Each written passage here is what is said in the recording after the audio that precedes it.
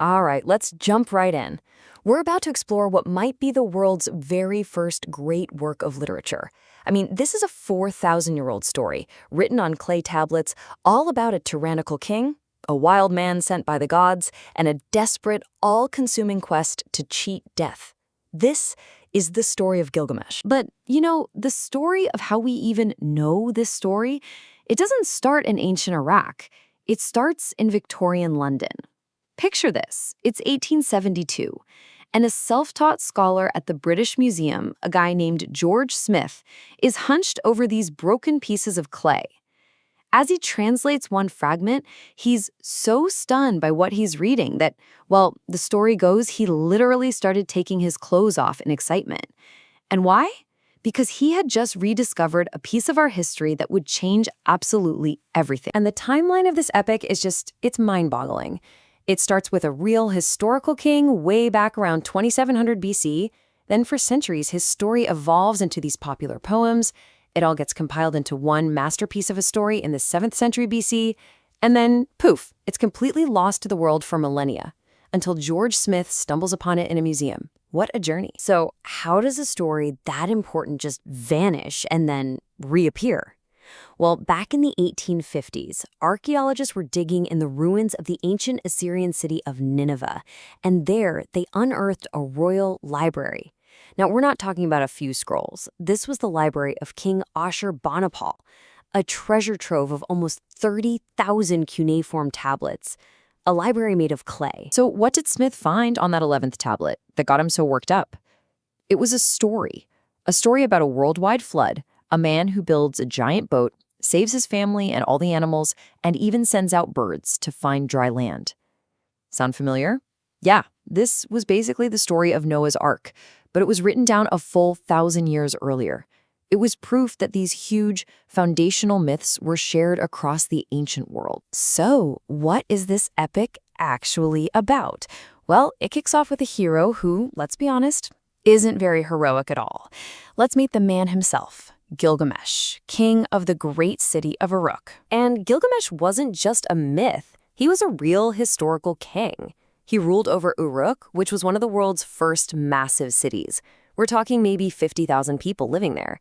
And he wasn't just a king, he was 2/3 god, 1/3 man. He was immensely powerful. And that absolute power had, you guessed it, absolutely corrupted him. His rule was just brutal. He claimed the right of the first night, which meant he could sleep with any new bride on her wedding night. He forced his people into backbreaking labor to build his massive city walls and waged endless wars just for his own glory. His subjects were terrified, and they were desperate, so they cried out to the gods for help. And you know what? The gods actually listened. They answered by creating Enkidu, a wild man molded from the clay of the wilderness itself. He was designed to be Gilgamesh's perfect match in strength, but his total opposite in every other way. Where Gilgamesh was civilized but corrupt, Enkidu was natural and virtuous. One was a tyrant to his people, the other a protector of animals. A perfect foil. So Enkidu is out there living with the gazelles, freeing animals from hunters' traps. He's eventually lured out of the wild and brought to the city of Uruk. And this sets the stage for what has to be one of the most legendary showdowns in all of literature. The two of them finally meet in the streets, and they fight. A battle so massive it makes the whole city shake. But here's the thing. Neither one can beat the other. They fight to a total standstill. And in that moment, exhausted, Gilgamesh sees something he has never, ever seen before in his life. An equal. A rival. And in that rival, he finds his first and only true friend. This friendship completely changes Gilgamesh. Suddenly, all that ambition and energy has a new focus. Instead of crushing his own people, he wants to be a hero for them. So he and Enkidu decide to go on a quest together. They'll travel to the mythical cedar forest, slay its terrifying demon guardian, Humbaba, and bring back precious resources to build up their city. And they do it. They actually pull it off and return to Uruk as these massive heroes. But their victory, their fame, well, it attracted the wrong kind of attention. Their success set them on a direct collision course with the gods themselves. Ishtar, the powerful goddess of love and war, sees the now famous Gilgamesh and decides she wants him.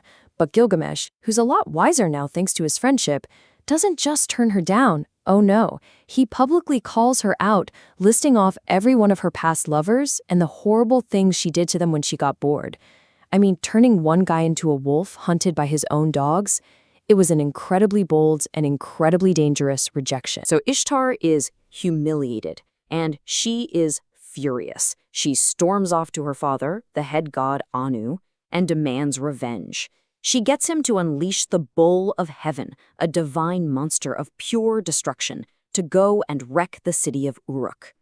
But once again, Gilgamesh and Enkidu stand together, and together they manage to kill the divine beast. So let's recap. They've now killed Humbaba, a divine guardian, and they've killed the Bull of Heaven, a divine weapon of vengeance. These acts of defiance, they were a step too far. The gods' council meets, and they hand down their judgment. A price must be paid. One of the two friends has to die, and they choose Enkidu. And just like that, a divine sickness strikes Enkidu down. After days of suffering, he dies right there in Gilgamesh's arms. And this loss, it doesn't just break Gilgamesh's heart, it completely shatters his reality and triggers the central crisis of the entire epic. For 7 days and 7 nights, Gilgamesh just sits with his friend's body. He refuses to let him be buried, he wails, he mourns, he can't accept it. He's a king, he's part god, he's a monster slayer. How could he be so completely powerless against this? So what finally breaks through his denial? It's one single horrifying detail. As he's watching over his friend, he sees a maggot fall from Enkidu's nostril. And that's it. That's the first undeniable physical proof that his friend is gone, that his body is unmaking itself, turning back to dust. That one horrifying moment unlocks the core question of the whole story.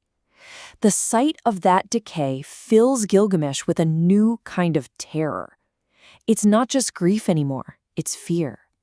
Because if death could take a hero as mighty as Enkidu, then it was surely coming for him too.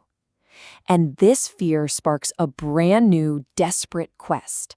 He must find a way to defeat death itself. So Gilgamesh abandons everything. He leaves his throne, his city, his fancy clothes. He puts on animal skins and wanders out into the wilderness.